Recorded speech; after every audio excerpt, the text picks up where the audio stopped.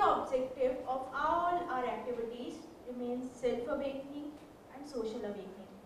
So if you are also interested to be the part of our team, then you can contact us on the given contact number. Upanishads. They are the core text of Vedanta, which means sitting near, implying sitting near a teacher to get knowledge. There are 108 Upanishads and Mandukya Upanishad is one of them. The theme of Mandukya Upanishad is an exposition of mystic syllable Om with a view of training the mind in meditation for the purpose of achieving freedom gradually, so that individual soul is attuned to ultimate reality. Who am I? Am I physical character, emotional character, intellectual character, or something very deeper? Where have I come from? Where am I going? These are all the questions that open doors to spiritual discovery. We often get so much caught up in lights, lights, that we begin to identify with our possessions, our jobs, our roles in relationships. We unconsciously think, I have a job, I'm good because I have a good house, I'm spouse, etc. etc. But what happens when we lose these things? We lose our imagined identity and we no longer know who we really are. So let us embark on this journey of revealing our true identity according to Mandukya Upanishad. Switch off. So now I request Swami Sarvapriyananda Ji Maharaj to come forward and enlighten us with the thoughts on our original identity. Okay. Good evening, and I'm back again, this time with a very different subject. The subject today is this most ancient of questions, who am I? And we will investigate this subject, this question, in the light of the Upanishads this evening and tomorrow again at the same time. So this is the question we will be looking at.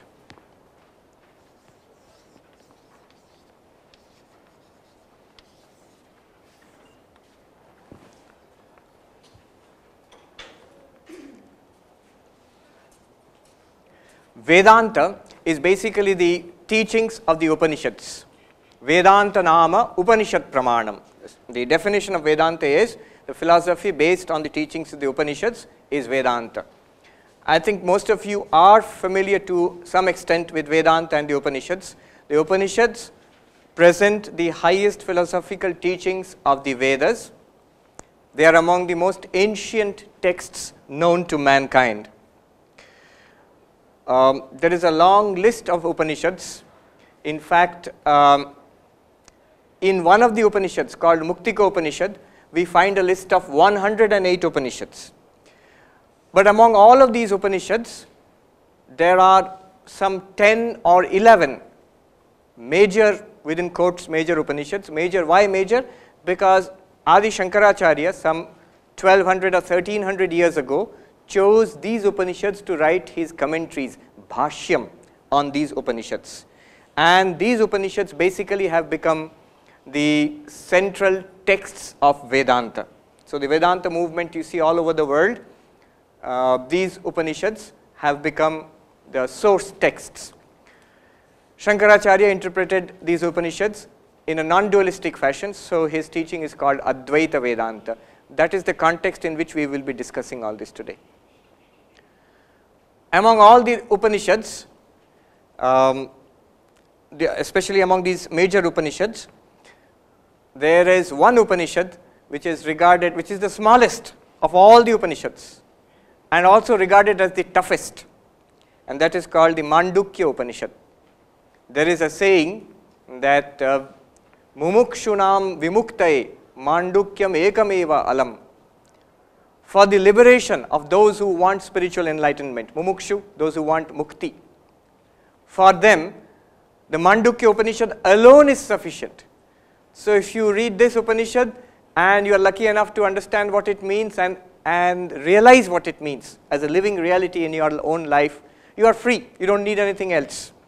So for liberation, the Mandukya itself is sufficient for those who want liberation, for those who want moksha or spiritual enlightenment. It is the smallest Upanishad. The only 12 mantras are there in this Upanishad. It is found in the Atharva Veda. You all know that there are 4 Vedas, Rig Veda, Yajur Veda, Sama Veda and Atharva Veda. In the Atharva Veda you find this Upanishad. Among other Upanishads you find this Mandukya Upanishad. Only 12 mantras. So it's like a small chili which is very hot. Sometimes it's, in Bengali they say dhani lanka. A small chili which is very hot. In this Mandukya Upanishad, the most important mantra, the central mantra, central text is what you have in your hands now, the handout. The 7th mantra. The 7th mantra of the Mandukya Upanishad. This is in fact the core mantra of the entire Upanishad, of these 12 mantras, and this gives a direct answer, the highest possible answer that you can find in our scriptures, in Vedanta, and I have not found any more sophisticated, more profound answer in any of the literatures of the world religions or philosophies which I have come across at least. At least I have not found myself, nor has anybody reported anything more profound than this. So when I was given an opportunity to talk to you, I decided, what the heck, let me go for the toughest text. Let's see what happens. We'll take it up as a challenge. Normally we don't use this in a general gathering. It's usually reserved for those who have studied Vedanta for a long time, and only then you take up this one. But pay attention, and I think we'll all derive a great deal of benefit from today's lecture and tomorrow's also.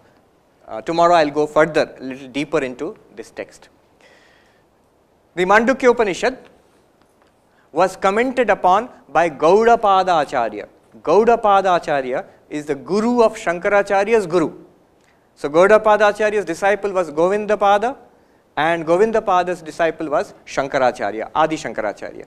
So in Uttarakhand, in the Himalayas, they say guru or dada guru, grandfather, like that, grand guru. So Shankara's guru's guru was Gaudapada Acharya, and he wrote verses on the Mandukya Upanishad. These verses are called Mandukya Karika.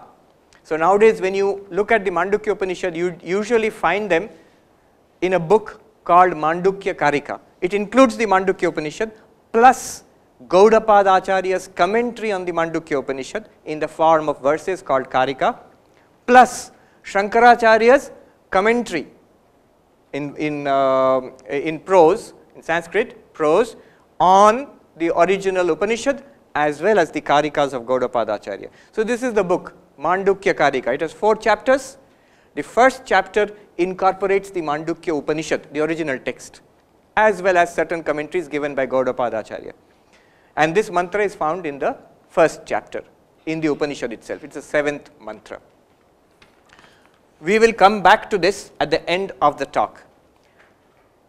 When I learned communication long way back before I joined the order, my communication teacher told me, you should start all talks with a story.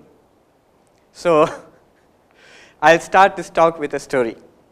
About 10 years ago, in the Himalayas, in the high Himalayas in Gangotri, I was staying there for about a month, just like a traditional monk, no ashrama, no school, college, Ramakrishna Mission, nothing, just staying in a log cabin, begging for my food in the Anna Kshetra, and meditating and studying. And staying in the log cabin means not like this. There's no electricity, no furniture, nothing. Just rajai, kambal. On the ground there is a blanket, and 2 or 3 blankets you can put on yourself. And it's so dark in there at this time because you cannot go out. It's very cold and dark outside. Nowadays they have electricity, but nowadays they even have mobile phones. They have put up a tower nearby, so you can signal there. I saw that happening, by the way. Anyhow, at that time it was so dark. At this time in the cabin it would be so dark that if I wave my eyes to wave my hands before my eyes, and I could not make out whether my eyes are open or closed. You cannot see anything. Only sometimes you can see sparks jumping out of your woolen clothes in static electricity from the kambal to your sweater. But anyway, so that was the situation. One day after Bhiksha, I was taking a walk with some of the monks there with whom I had made friends. And this monk, he told me a story. So you can see the setting in the Himalayan through the forest tracks. There are deodar trees are there, pine trees also. And you go through that, you're taking a walk around 4:30 or 5. Dinner is at 4 o'clock. So, because afterwards it's too dark afterwards. And this monk told me a story. The story goes like this. Raja Janak Raja, one day he was asleep, very peacefully sleeping, and suddenly the sentry came running and said, I'll use mixture of Hindi and English, but I'll translate into English also, because the story was told to me in Hindi. Maharaj ji, uthiye, get up, what happened? The enemy has attacked, we must fight a war. So Janak Raja immediately got up, summoned his generals and his soldiers, and he went off to battle, put on his armor and sword and everything, took his sword and everything and went off to battle. And there was a fierce battle in which Janak Raja was defeated. He was wounded, he was captured by the enemy, dragged before the enemy king, and the enemy king said, Tumhara rajya ab hamara rajya hai. I have captured your kingdom. Now I will not kill you because you are a king, I will exile you. You get out of this kingdom, it's mine now. What could poor Janak Raja do? He was tired and exhausted and bleeding and depressed. Somehow he started walking, and people in what was his own capital earlier, they refused to give him water or food because they were afraid. They said, the new king is very cruel. If they know we have helped you, he will punish us. After walking for 2 days, he came to the border of his kingdom. Then he crossed the border to the next kingdom, and he found food was being served to poor people, beggars. So there was a long line, and I think they were serving rice or khichdi or something, and a big handa was there. So he joined that line, and as he advanced in the queue, when he came up to the place where it was being served, at that time it was finished, no more food. And he could not take it anymore, he was feeling terribly depressed and tired and exhausted and in pain. And that person who was giving food, he said, just this starch which is lying at the bottom of the handa, that is there, I'll give it to you if you want it. He said, okay, give me that. And he gave him a bowl, filled that starch in there and gave it to him. Before he could lift it, trembling to his lips, a kite, cheel, was circling up there. It dived and hit that bowl, knocked it out of his hands, and that bowl went rolling in the dust, and whatever was there was spilled in the dust, and Janak Raja could not take it anymore. He was so overcome with misery and sadness, he fell down on the ground. Ha ha kar karte hue, as he said. The sadhu, ha ha kar karte hue. Ha ha kar in Sanskrit, ha kar, Hindi ha kar, not English ha ha. So it means just the opposite. And when he was crying, alas, suddenly he heard a voice, Maharaj ji, kya hua? What happened? Sir? And he woke up, his chest pounding, covered in sweat, sitting on the bed. And the sentry has come, Maharaj, you shouted, what happened? So it was a dream, the whole thing was a dream, a nightmare, nothing has happened.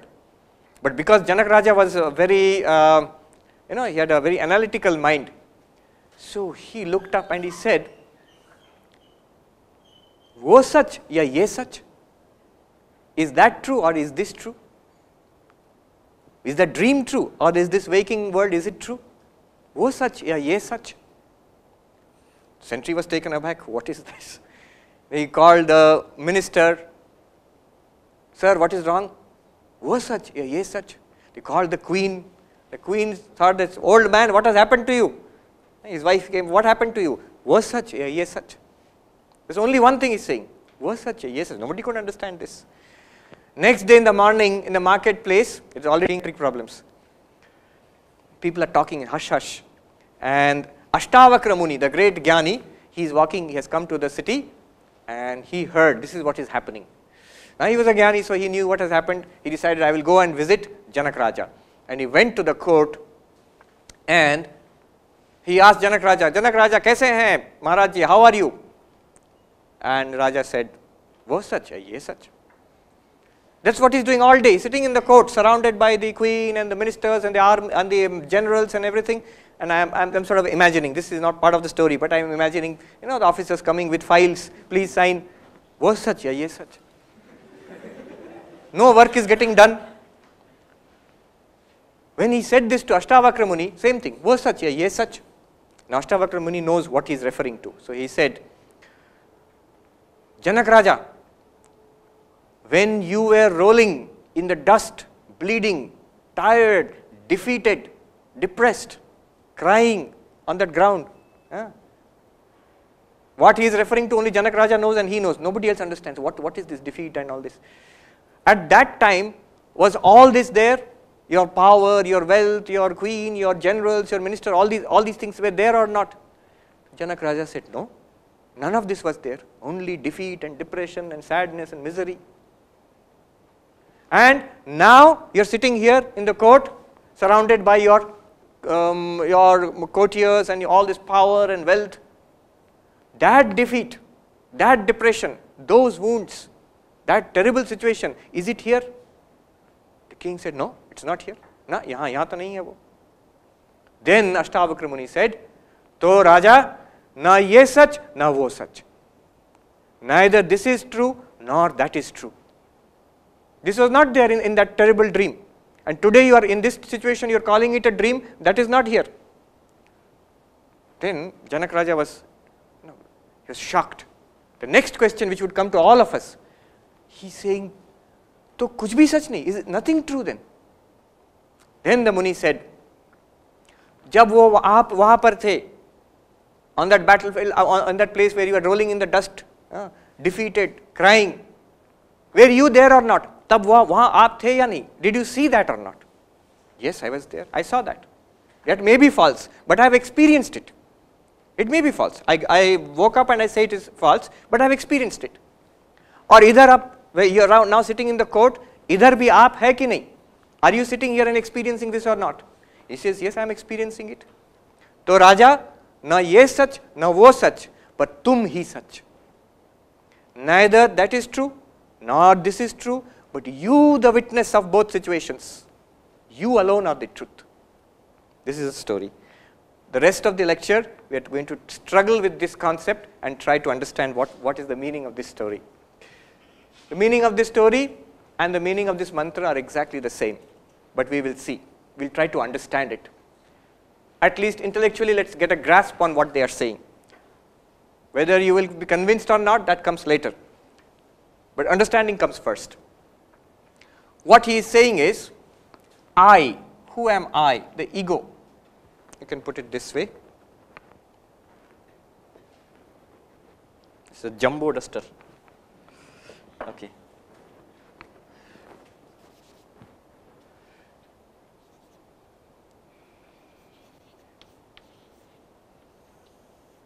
You can call it the knower also. Knower. Is it visible or it's too small? Too small. Okay, I'll write a little large. Now you have the waker. Janak Raja, when he was awake, you all of us, we are the waker now. We are in the waking state, hopefully. Some may be drifting off. And this waker, what does he or she, what does he experience? The world, the waking world.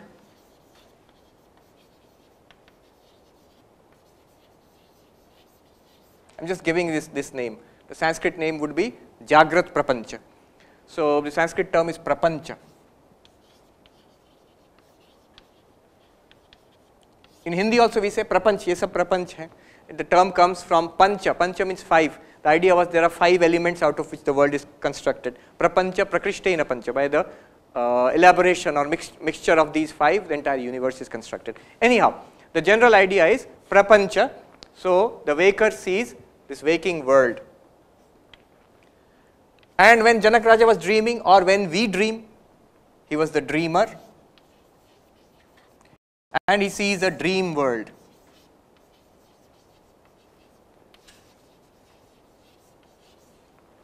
And there is another state which we all go through, where we are neither awake nor dreaming, absolutely in deep sleep. No dreams are there. Even modern science accepts it. Neuroscience also says that's dreamless sleep. One is REM sleep, you could talk about rapid eye movement sleep, another one is dreamless sleep. So this dreamless sleep, we can call it the sleeper, not the railway sleeper, there's a sleeper, the one who is in deep sleep. And we cannot say a sleep world We can say a sleep world would be sleep blankness. What do we experience in deep sleep? Nothing, just blankness. Even I am sleeping, that kind of a thought also is there. No thought at all. So we can call it a sleep blankness.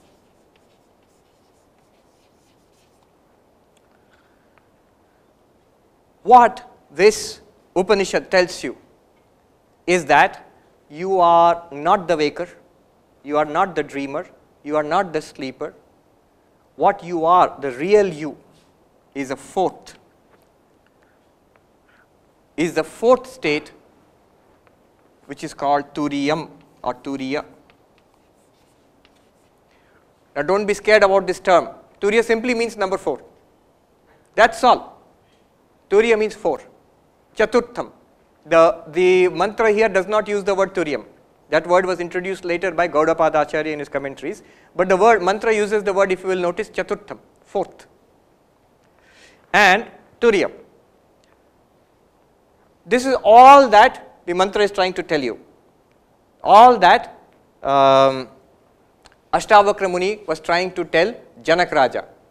That what you saw, the defeated Janak Raja, in the world where he was defeated, he was expelled from his kingdom, he was suffering in the neighborhood kingdom and lying on the ground, and all the circumstances of that world, the dream world, and he who was dreaming there, both are not real. But there is a fourth one who was watching that. Right now, you are the waker, I am the waker. This is not our real nature, but there is a fourth one who is watching this waker and the waking state, illumining both. And similarly in dream state. This is the basic idea. I will explain it with the help of an example. What is the reality? The reality or the real you, answer to this question is, who am I? According to this mantra is, you are this Turiya, the fourth. It's like roll number 1, roll number 2, roll number 3 and roll number 4.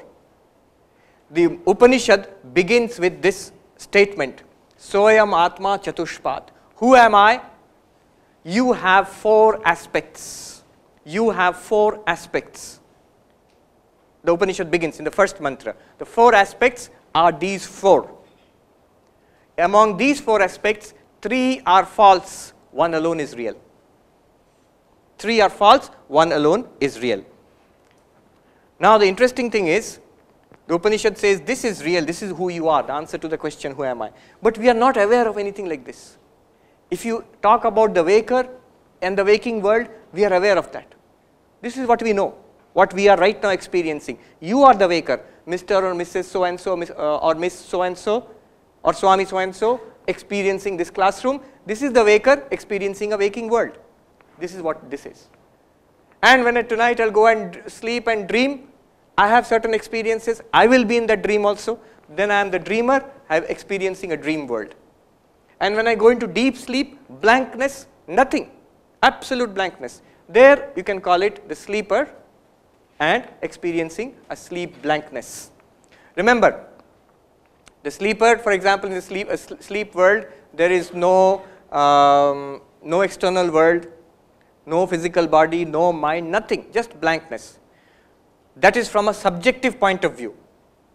Be careful, this is your own experience. This is not an objective experience. For example, I remember once one Swami was talking about it and he is saying in the deep sleep, which is called the Sushupti.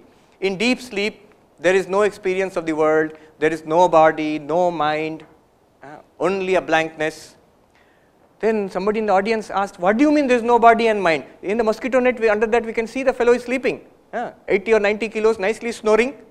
How come there is no body, you are saying? From objectively from your point of view, but you look at it from the person's point of view, who is asking this question, who am I? From his own experience, your own experience, in the deep sleep, daily we experience this. That no experience of world, no experience of body, no experience of mind also. Even the thought, I am sleeping, that's not there. If you say, I am sleeping, then you are not sleeping. And it's not deep sleep. So that state we all experience. And apart from it, they talk about a Turiya or Turiyam, whichever. The fourth. How ought we to understand this? These 3 we can understand, but this one is not very clear. What is this one? Let's look at it this way. suppose we have an ornament made, say, a bracelet or a bangle and necklace and a ring. Somebody tells you, these are all golden ornaments. Somebody tells you, these are just names and forms. The reality is the gold. The reality is the gold. It's a golden bangle, golden necklace or golden ring, but the reality is not the bangle, necklace or ring. The real substance is gold. And there's an interesting story about this. One Sethji, whose business was not going well, he went to take some loan, girvi rakhna. So he took his Ganesha and put it in the pawn shop and he said, you give me some loan. And the jeweler, he weighed it and he said, Ganesh ji ka kya rate doge? This is the rate. This is the rate at which I will purchase the Ganesh statue, or I'll give so much money for that. And Ganesh's Vahan is there, the mouse, the chuha. And the jeweler also weighed that and gave the same rate. Sethji was furious. Kya karte hain aap? Ganesh ji ka jo rate, chuha ka bhi wahi rate? How is it possible? Then the jeweler said, Are sahab, aapke liye to Ganesh hai aur chuha hai, hamare liye to sona hi hai. I see it as gold. So I am weighing the gold and giving you the rate of that. So the gold is the reality, the substance. Now if somebody tells you, a person who does not understand what gold is, tells that person that it's not a bangle, necklace and ring are just the names and the forms and the functions, Bangle is something you put here and it's called a bangle, necklace is something you put here, it's called a necklace, ring is something you put in your fingers, it's called a ring. But the substance, the reality of all of them is gold only. Now, suppose a person does not understand what gold is. His idea will be that there is some reality called gold apart from all of this. If he throws away all of this and starts searching for gold, will he find it? No, he will not find it. There is no gold apart from these. But if he thinks this is gold, what will happen? The moment somebody comes and melts the bangle down and makes a necklace out of it, he thinks the bangle itself is the gold. When that goes away and is melted down, what will he think? Gold is gone. Gold is gone. He does not understand the new form which has come, necklace, is the same gold. It's the same gold in another new form with a new name and a new function. When that necklace is also melted and put into a ring, it is the same gold with a new name, with a new form and a new function. But the physical reality is the same. Similarly, the idea here is the waker and the dreamer and the sleeper. The reality is that you are the witness of all three states and you are in and through these states. The idea is that there is no fourth separate reality called Turiya. It is the same reality which is now being called a waker in the waking state. It is the same person, same reality, same consciousness which will be called a dreamer in the dream state. It is the same reality which will be called the sleeper in the sleep state. What is the difference between these states? Here we are in a physical body with the sense organs, we are interacting with the physical world, and this is the waking state. So waking state, there is a great preponderance of the physical body and interaction with the physical world through the sense organs, with the indriyas. So here the term they use is bahishchitta, extroverted consciousness, consciousness which is flowing out into the world. The dream world, they are very commonsensical, the Vedantins. They know the dream world is simply constituted out of our experiences in the waking state. So when I go to sleep, whatever I have experienced in the waking state throughout my life, those elements are taken together, made into a khichdi and comes out as a dream. So there is a dream world which is constructed out of the mind. The physical body is not active there. It's only when we wake up we realize the physical body was sleeping. But I went to Delhi and I did so many things there and came back, and when I woke up I was in IIT Kanpur. But physically I did not go to Delhi. That body was lying there under the mosquito net in the hostel house, wherever. So the dream world is entirely made of the mind. So there they say that the term they use is antah pragyam. where consciousness is directed inwards, working only in the mind, not externally in the world. And the sleeper, deep sleep, no experience is there except that blankness. When we wake up, we say that I did not know anything, I slept like a log of wood. No external consciousness, no dreaming also, very peaceful sleep I had. That's what we say when we wake up from deep sleep. So the deep sleep is a state of absolute blankness, and the term they use in Vedanta is pragyana ghana. All these terms will come. Pragyana ghana means a mass of consciousness. Mass in the sense there is nothing for consciousness to illumine. There is nothing for consciousness to illumine. It just remains in blankness. All the external world, the dreams, everything is pushed into a mass which is not expressed, which is not experienced there.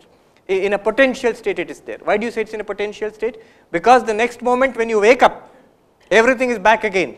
Here is the IIT campus and your responsibilities are the same body and the same people all around. So everything is back again into your life. So it's in a sort of potential state, in a dream state. So all of these, according to the Mandukya Upanishad, they are not the reality. The reality is the consciousness in all of them. What they are saying is this: just like gold is apart from all of them and yet in and through all of them. How is it apart from all of them?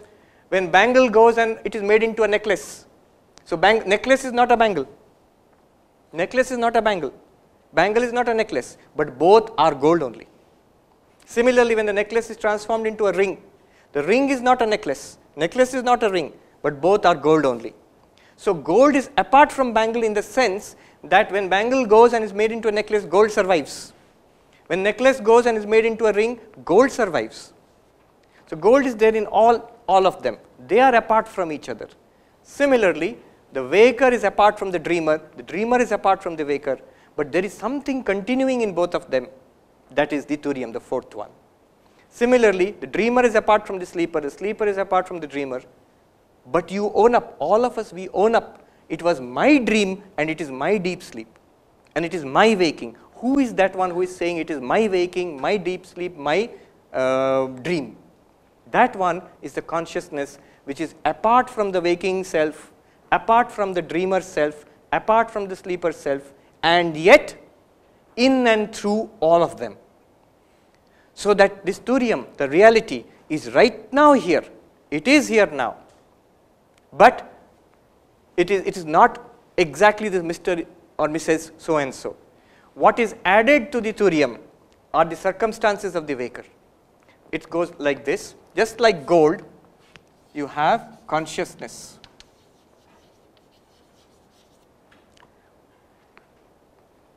Just see, you are aware of this class now. Before this class was not there, something else was there in your life. Now this class is going on. After some time, this class will be over. Something else will come. You maybe will go back to your hostel or your house. So a new circumstance will come. In all cases, what happened before, what is happening now, what will happen later, you are the consciousness watching all of them. The circumstances are coming and going. Look at your own body. You see yourself as a young person or a middle-aged or an old person. Remember, the same consciousness was watching when you were a 10-year-old kid, when you were 20 years old, what you are now, and it's the same consciousness which will be watching when you are much older. So the body is changing continuously. The consciousness which watches the same. How can you say it is the same? Because it's our experience. We own up to it. I was the one in the 10-year-old's body. I am the one in the teenager's body. I am the one in this middle-aged body. So who is this continuous I? Because the body is changing. Body is continuously changing. Similarly, the mind is also changing.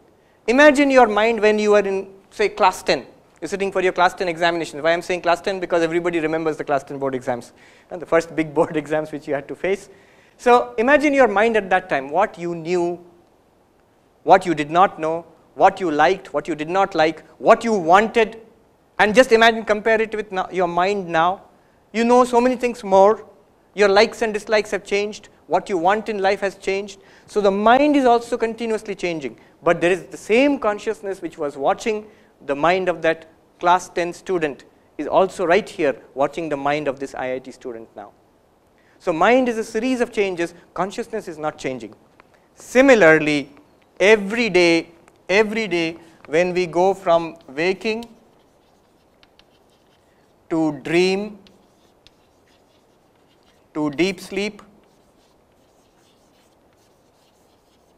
when we go from waking to dream to deep sleep, the consciousness is the same.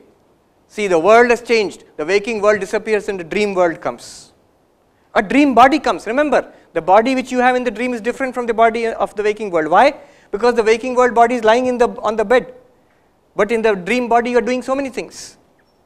It's a false body, no doubt. But your experience is that you have a body there in that world. So, consciousness is apart from the waking world and the waking body. Consciousness is apart from the dream world and the dream body. And consciousness is apart from the deep sleep blankness. It is in and through all of them. The states are coming and going, and the ego associated with each state is coming and going, but the consciousness is illumining all of them. The correct way to show this diagram would be, the fourth one is not here, but the fourth one is here, Turiyam or Turiya. It illumines the waker, illumines the dreamer, illumines the sleeper, and this is the only reality, and this is the answer to who am I. The question is, what are you or what am I apart from this waking state, apart from the dream state, apart from deep sleep, apart from the physical world of the waking state, apart from the mental imagination of the dream state, and apart from the blankness of the deep sleep state. One of our Swamis used to give this example. Station master sitting on the station, maybe in Kanpur, and first Rajdhani Express comes on the platform number 1 or something, Rajdhani Express comes. So, very important train, lot of people are getting in and getting out, so much of rush is there, so much activity. The station master watches. Then he gives a signal, the Rajdhani Express goes away, but the station master does not go away with Rajdhani Express, he is watching. Then another train comes, maybe a goods train, no activity, smoky, not many people, and very few people, 1 or 2 people may be there. It comes and stops for some time, station master is watching. He gives the signal, the goods train goes away. But the station master has not gone with the goods train. He is on the platform watching. Next, what happens? No train is there. It's a blank platform. The blankness is there. The station master is watching the blankness. Now, this is exactly what is happening. You, the pure consciousness, you watch the arrival of the waking state, just like Rajdhani Express. So many hopes and aspirations and success and failure and problems, all of it comes with the body and with the world, and you are watching. Only thing is, you get identified with the mind in the waking state and say, I am Mr. So-and-so and this is my reality. These are my problems, these are my hopes, success and failure, these are my goals. After some time that disappears. You, like the station master, this one, you are watching. Dream world comes with a dream body, with dream, nice dreams and nightmares and all and so forth. You become identified with the dream body and dream mind, and you go through these dream experiences. Then that also goes away, blank platform. You are the consciousness watching the blank platform. And again the waking state comes, and Rajdhani Express comes again. But you are apart from all of them. Not only you are apart from all of them, you are untouched by all of them. You are untouched by all of them. The sufferings and enjoyments of the waking state, of the dream state, and the blankness of the sleep state, none of them touch the pure consciousness which is apart from all of them. But it sustains all of them. In its light, the entire game is illumined. This whole thing is illumined in its light. Now we'll quickly go through the verse and try to understand what they're trying to say. Let me read out the verse once for you, then I'll break it up and explain it. Now you'll see it will all become perfectly clear. The verse goes like this, the mantra goes like this. Nantaf pragyam na bahish pragyam, na ubhayataf pragyam na pragyana ghanam, na pragyam na pragyam. Adrishyam avyavaharyam agrahyam alakshanam achintyam avyapadeshyam ekatma pratyasaram prapanchopashamam shantam shivam advaitam chaturtham manyante sa atma savignyayah. What does it mean? Let me take you through this. There are 3 parts here. first two parts, first part, it denies that you are the waker. It says that you are not this waking person you imagine yourself to be now. You are not the dreamer. You are not the sleeper also. That's the first part. The second part of it will deny you are not this turiam, the reality, real you. You are apart from this waking world. You are not this physical body of the world or anything to do with this world. You are apart from the dream world. And you are apart from the blankness of the sleep world. The third part will tell you that you are in and through, just like gold is through all this. The third part will tell you, you are the consciousness which is watching all this panorama, this game of the Jagrat, Swapna and Sushupti. Okay, let me read it out. First, na antapragyam. Now you can easily understand. Antapragyam literally means the inward directed consciousness. It means the dreamer. He says, you are not the dreamer. Na antapragyam. You are turiyam, na antapragyam. The fourth one is not the dreamer. Na bahishpragyam. You are not the waker. You the turiyam. You are, your real nature is not the waker, which you imagine. Now all of us, this is our reality. We think, I am Swami Sarvapriyananda standing here in this lecture hall number 3 in IITK Kanpur. This is my reality. He says, no. You are the consciousness illumining this temporary appearance in your consciousness. Okay. You are not the waker. Na bahishpragyam. Anything in between, waking and dream sort of. Na ubhayata pragyam. You are not something in between also, in between consciousness. I think many students are familiar with this in-between consciousness. You know, after a lot of, maybe a long lecture, we tend to go into an in-between consciousness, between waking and dream. So, I've seen many times the notes that you take in that in-between consciousness are very interesting. Something the teacher is something that is coming from your subconscious mind, something the teacher is thinking, and a mixture of that will come in your copy. Okay. So, you are not in between also, nothing in between. Na pragyana ghanam. Who is the pragyanam ghanam? The deep sleep. You are not this one also. You the turiyam, pragyana ghanam. Na pragyana ghanam. Turiyam, na pragyana ghanam.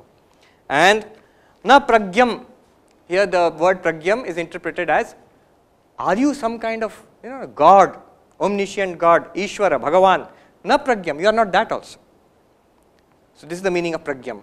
Na apragyam, the last word. Na apragyam, sandhi has been done, na pragyam. What does that mean? In that case, is my reality that I am not sentient? I am some jada vastu like a duster or a chalk? He says, no, not that also. So, na apragyam. You are not unconscious.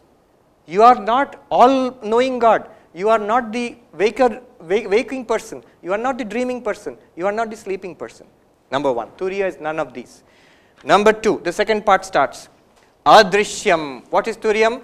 Adrishyam. Literally it means invisible, but also means it is something that you cannot see, you cannot hear, you cannot touch, you cannot smell. It is not an object of our 5 sense organs. Sometimes people say, if God exists or Atma exists, why can't I see it? It's like saying, if the Higgs boson exists, why can't I see it? Because it is not yogya, it is not a subject of your normal vision. You cannot see it that way. If it was, if there is you can say that there is no elephant in the room. Why is there no elephant in the room? Because I can't see it. That's a perfectly correct statement. Because if there was an elephant, you could have seen it. But if there is an Higgs boson, you cannot say, because I cannot see it, it's not there.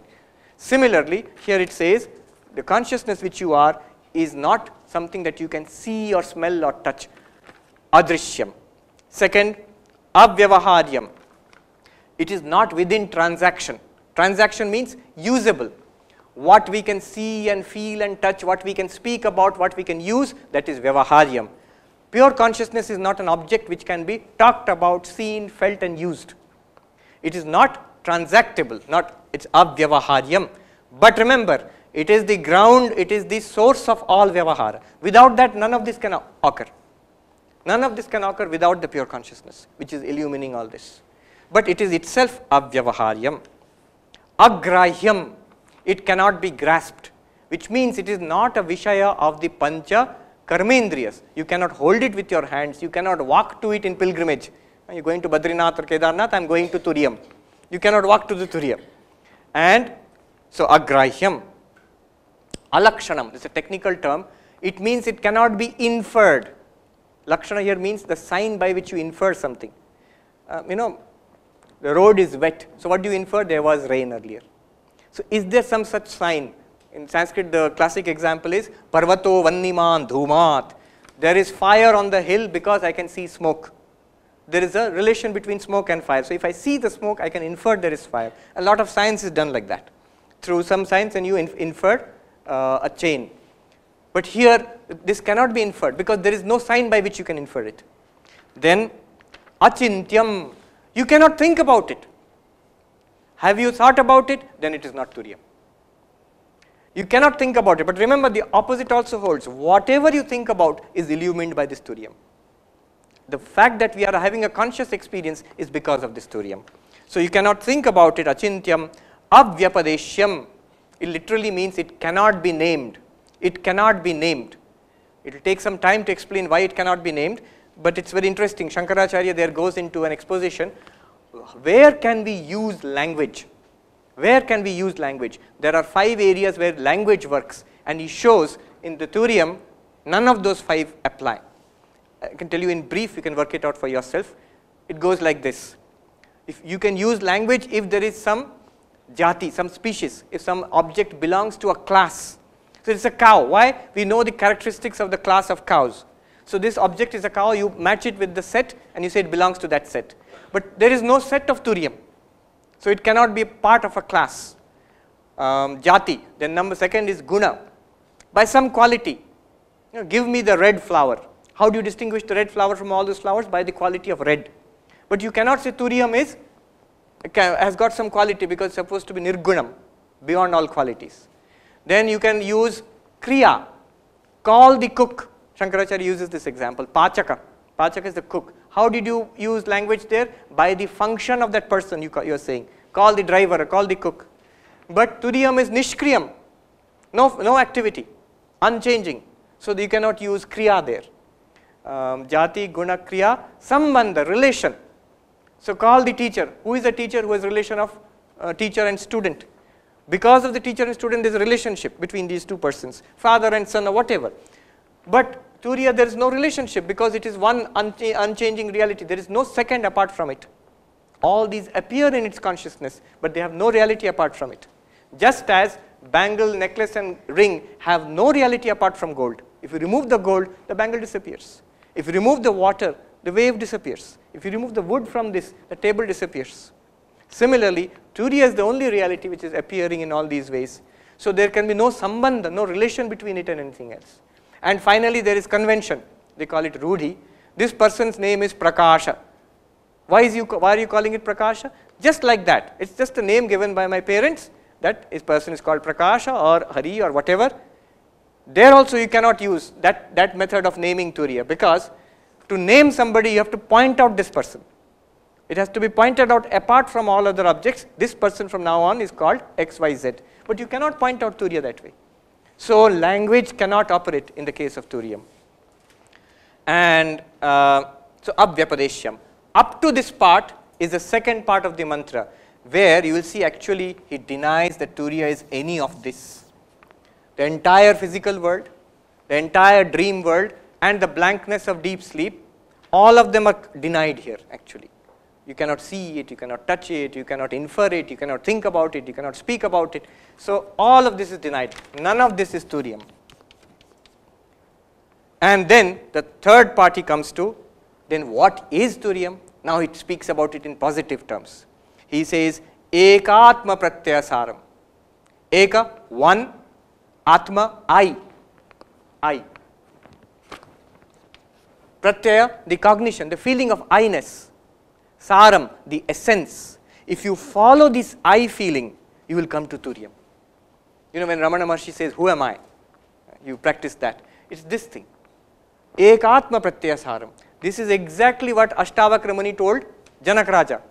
In that dream state where you there, dream is false, no doubt. But were you there? Yes, I was there. In this waking state now, are you there now? Yes, I am there.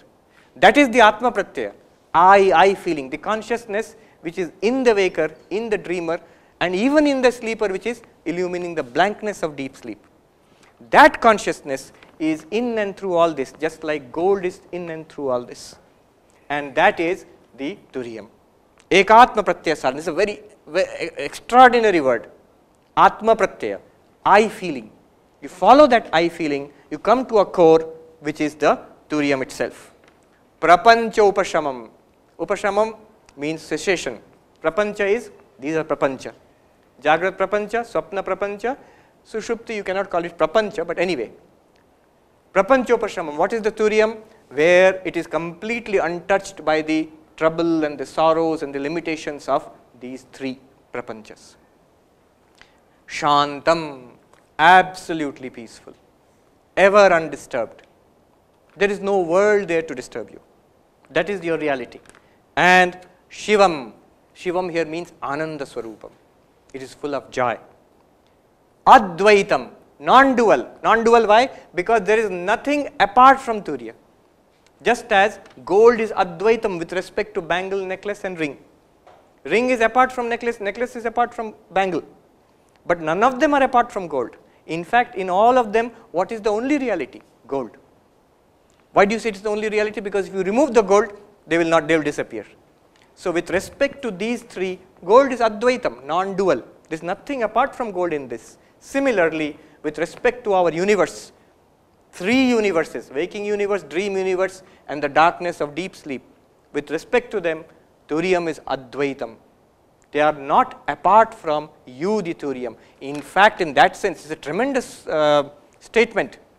If this is not apart from you, the Turiyam, in that case, this waker is you, the Turiyam, and this entire waking world is actually you, the Turiyam. In that sense, you are the world. You can actually, the Advaitin declares, I am the world. Atme Vedam Sarvam. I am everything. I feel oneness with everything.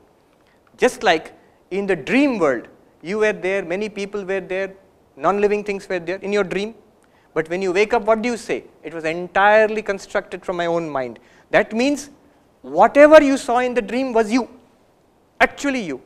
You are one with everything in the dream. You means the waker. You are one with everything in your dream. When you were dreaming, everything was generated from you. So you are one with everything. In the same way, in the waking world also, everything is generated from the Turiyam or projected in the Turiyam. So we are all one with all that we experience in that sense. So Advaitam. Last part you can easily understand now. Chaturtham manyante. People think it is the fourth, roll number 4 here.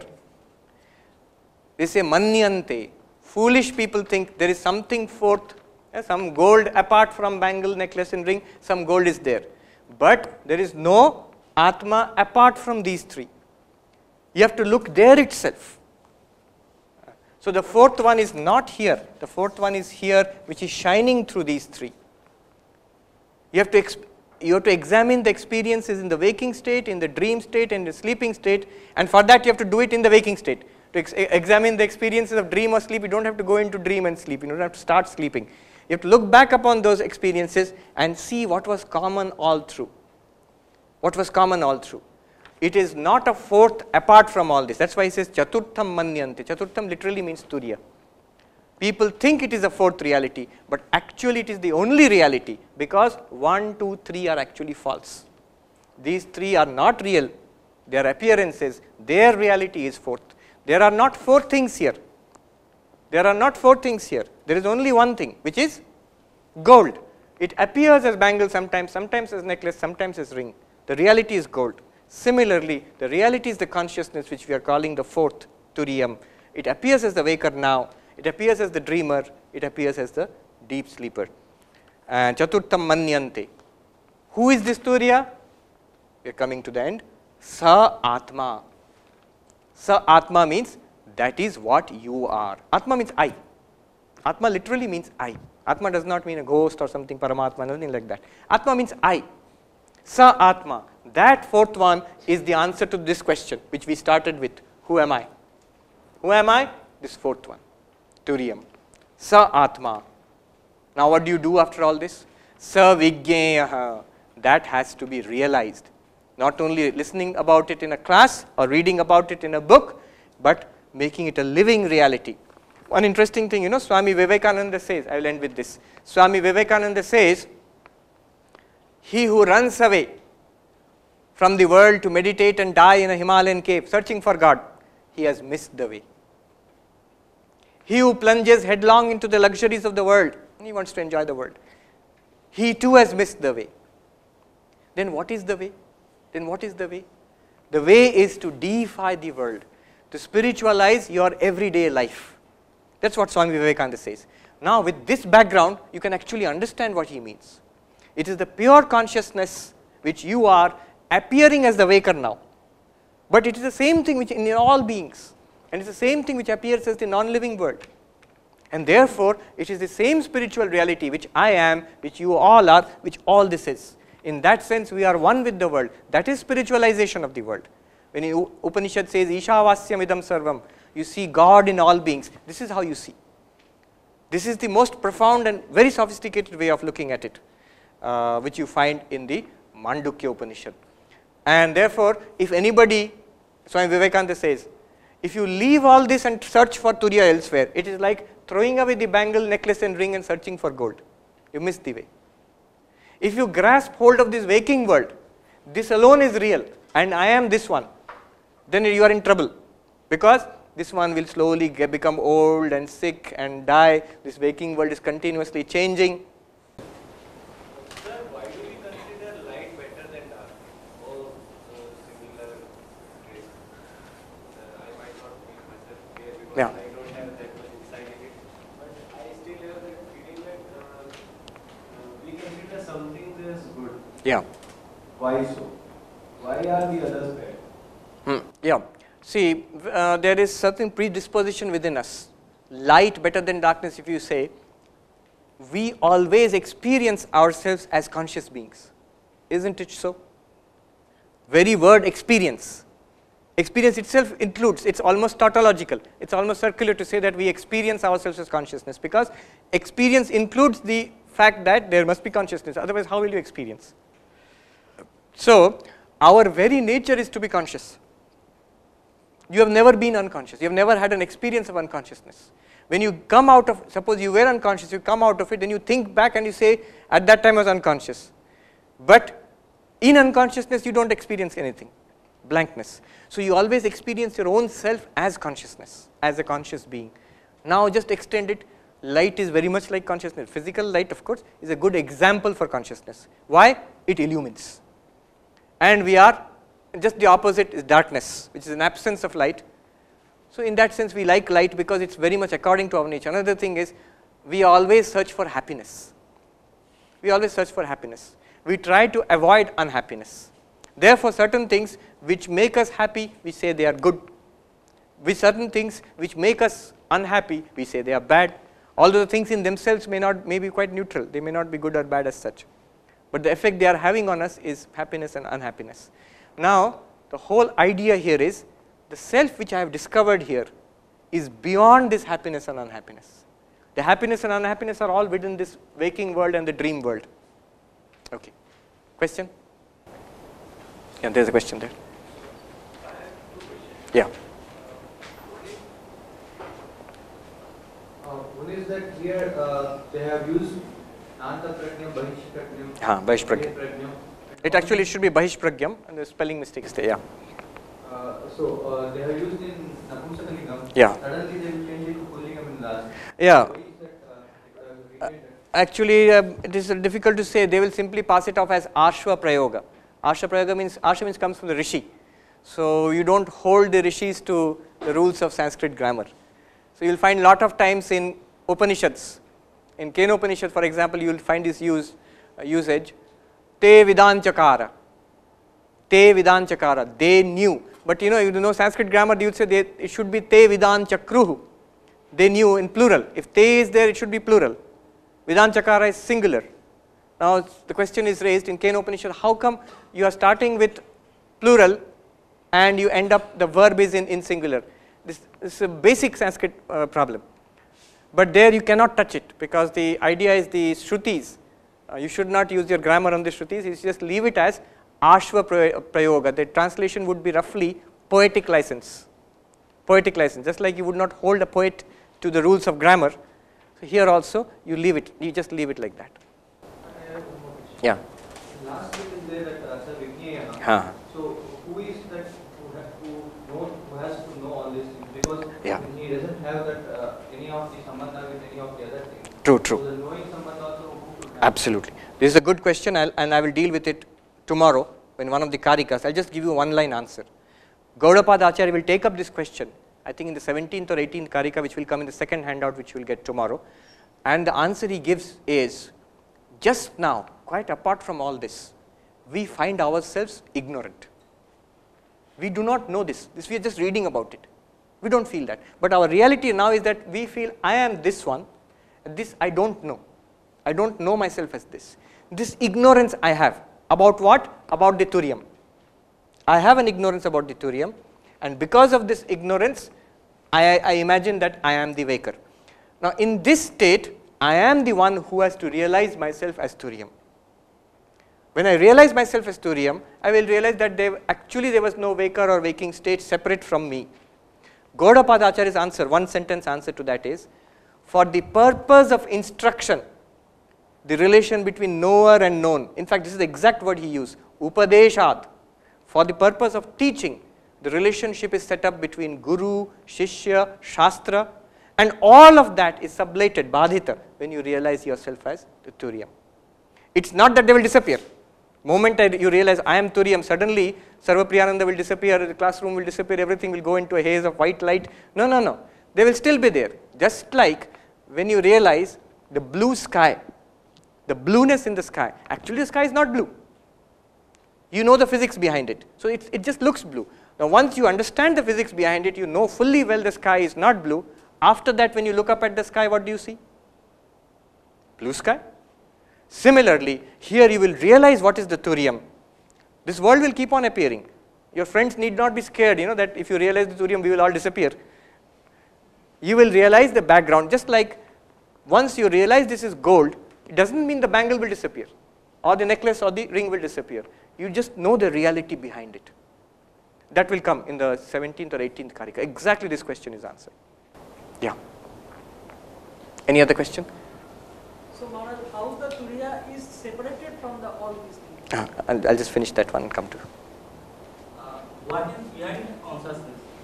I'm asking. What is consciousness? If it is such that is flowing through all these three states. Yeah. But then who is observing that consciousness? What is behind that consciousness? The answer would be, there is nothing behind the consciousness, because according to Advaita Vedanta, consciousness is swaprakasha. It's like light, a tube light which illumines this hall. The hall is in darkness. When you switch on the tube light, the hall is illumined. Now do you need one more tube light to illumine that tube light? You don't. The tube light illumines itself and the hall.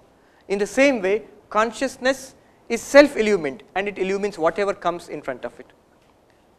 So there is you don't have to posit one more consciousness, because then you will it leads to what is called anavastha, regresses as ad infinitum, and it goes with our experience also. When I am conscious, I don't require one more consciousness to illumine the consciousness. But remember, this consciousness is apart from the thoughts. One thought can be about another thought. A thought can be about the world, and a thought can be about other thoughts also. So thoughts can be about other thoughts. That's what's called introspection. But this consciousness is not introspection. I'll tell you one interesting question came. You've heard of Susan Blackmore, those who do research in consciousness studies and AI and all. She is a well-known researcher. So she says this idea of self-consciousness, I, it's nothing permanent. And some spiritual people say I-ness, the permanent I is there. No, no. She says it's just like the example she gives is a refrigerator. When you open the door, there's a light. So whenever you open the door, there's a light. But when you close the door, is the light there? Actually, because you know how the refrigerator is designed, so there's no light there, you know that. But we can never see it, unless you are a mechanic when you open everything up. But whenever you open the door, there is a light. And these people, Susan Blackmore says that these people, they make a mistake. When they look in their minds, they see an I-ness. But the I-ness disappears. Suppose we are talking about flow yesterday. When you are in flow, in fact, the I feeling disappears. So there is no permanent I, that's what she is saying. But she is making a fundamental mistake here. Advaita Vedanta would say, what she is taking, the refrigerator light, that is not consciousness. That is the ahankara of the waker. the I, the ego here, the knower. This comes and goes. This also comes and goes. This also comes and goes. But what illumines their coming and going, the station master, that is what is meant by Turiyam here, pure consciousness. See, till today, in Western thought, mostly in Western psychology, even in neuroscience, they don't make a distinction between mind and consciousness. They don't make a distinction between mind and consciousness. Thoughts and consciousness are supposed to be the same. In Western poetry, philosophy, you will see soul means the mind. Personality, mind, soul, they are taken as one entity. But in Indian thought, not only Advaita, consciousness or the Atman is separate from the mind, and that is separate from the body. A trichotomous view of the human personality. Body, mind and Atman. So consciousness is apart from the mind, where this I may come and go like a refrigerator light. This may come and go, she is right there.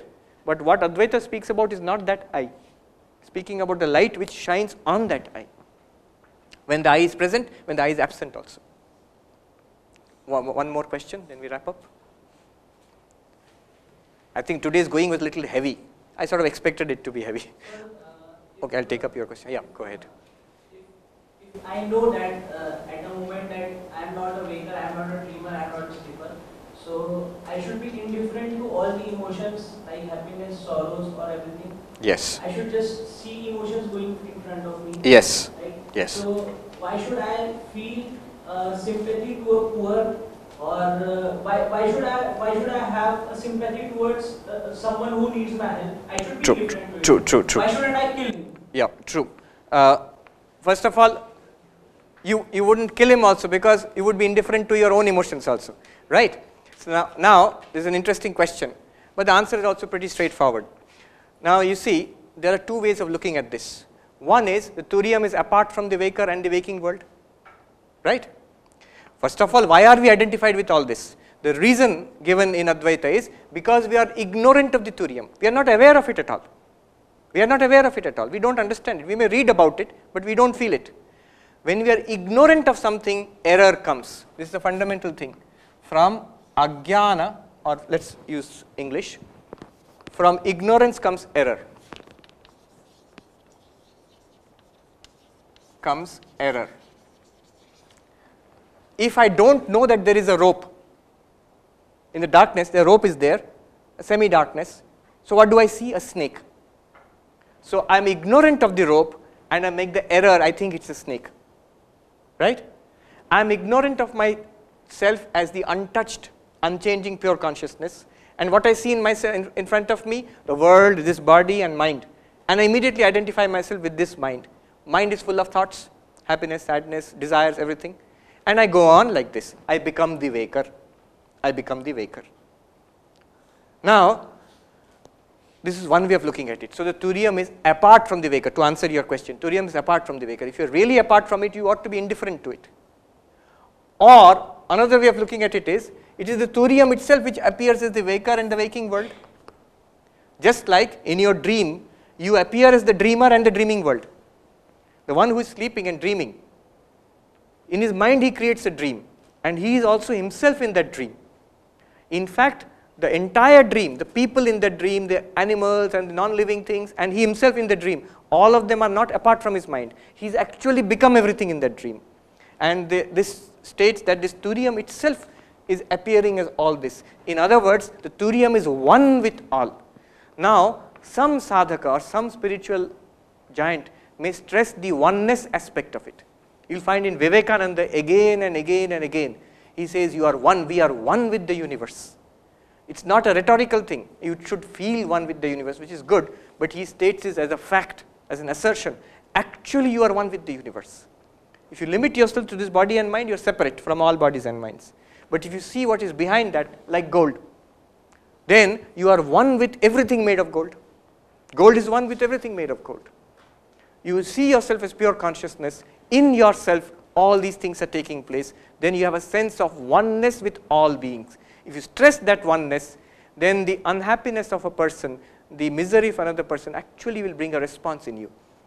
Just as right now my misery brings a response in me, when I have Sarvatma Bhava, the oneness with everybody, it automatically does. And you see it in the lives of great sadhakas and great spiritual giants. They respond to the life, to the sufferings of others. But you are right. There may be a kind of spiritual giant who does not respond, who may not be cruel, but may simply be indifferent to the world which he will see as a dream. So there have been such people, and they have also been very great spiritual people also. And you can see it in them, a kind of deep peace and joy is there within them. If somebody comes in front who is suffering, they will help. And that has been explained in different ways. A simple explanation would be, these people have gone through a long period of spiritual practice. And so the mind of that person is suffused with thoughts of good thoughts, helpful thoughts. After realization, when he sees himself apart from all, what would he do? He would let the body and mind go on doing what they were doing, like an inertia of motion. So the inertia of motion of a sage would be to help others. He is apart from the helping also. He sees himself as illumining both the helper and the helped. This here, we are really going to the peak of the Everest here. The final word the Upanishads have to say about this. And I've packed so much into one class. I was seeing the explanation given by a very senior Swami. I've given you just 4 or 5 points here, the whole 1 hour session. That Swami, he explains this verse in 127 points, out of which I've given you less than 10% today. So if there seem to be gaps, it's very natural. If you think it's all perfectly clear, then either you are a realized soul or you haven't been following what's going on. There should be some gaps actually. There should be some areas of confusion or where you can feel a little uneasy about what's going on here. Should we wrap it up? Tomorrow, I'm going into the extensions of this mantra, what the implications, and Gaudapada Acharya's Karikas will take up 7 or 8 Karikas, which is in the second handout which will come tomorrow. Thank you very much. One more workshop is also there from 11 to 12, same place. So the workshop will be on stress-free living techniques. So any of you interested, it will be more interactive, I think. So please come 11 o'clock tomorrow, and of course this lecture on the Upanishad will continue at 6:15. Yeah. Tomorrow 11 to 12 here.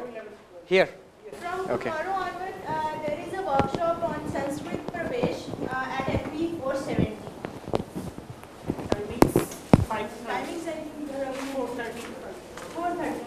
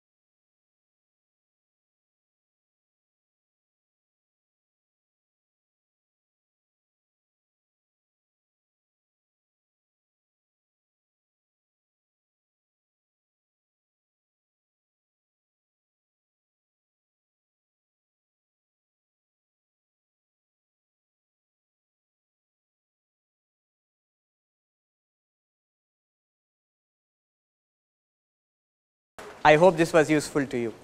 Thank you very much.